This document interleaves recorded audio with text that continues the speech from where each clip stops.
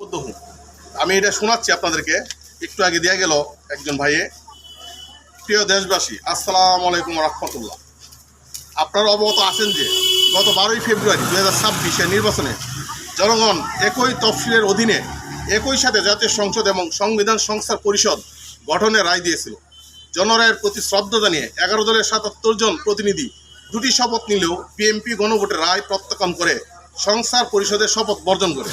পরবর্তীতে বিরোধী দলের পক্ষ থেকে বারবার সংস্থার পরিষদের অধিবেশনে ডাকার দাবি জানানো হলেও সরকার তা উপেক্ষা করে গত 15ই মার্চ 2026 সংসদে লোক দেখানো সংবিধান সংশোধন সম্পর্কিত সংসদীয় কমিটি গঠনের প্রস্তাব দেয়।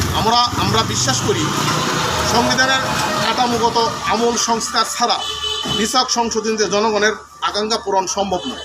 তাই সরকারের এই গণভোটের রায়ের বিরুদ্ধে অবস্থানের প্রতিবাদে ওই দিন বিরোধী দল সংসদ থেকে ওয়াকআউট করেছে এবং সংসদ ও রাজপথের জনরায় বাস্তবায়নের আপসহীন লড়াইয়ে অঙ্গীকার ব্যক্ত করেছে।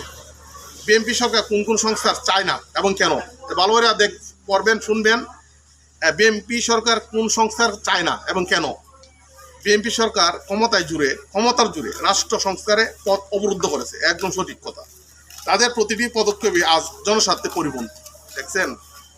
জেনে নিন কেন তারা সংস্কার চায় না। 1 নাম্বার, গণরায় চিন্তায় জনগণের ক্ষমতা অভিপ্রায় খর্ব করার উদ্দেশ্যে গণভোট অধ্যাদেশ বাতিলের মাধ্যমে বিএনপি সরকার মূলত 12ই ফেব্রুয়ারি নির্বাচনে আপনার দেওয়া হাঁ-ভোটের রায়কে চূড়ান্তভাবে নস্যাৎ করে দিয়েছে। আমি হিরাসে কিন্তু হাঁ-ভোট দিয়েছি। হাঁ-ভোট কিন্তু 70%, হাঁ-ভোট কিন্তু তারা মানতেছে না। আমি নিজে হাঁ-ভোট দিয়েছি।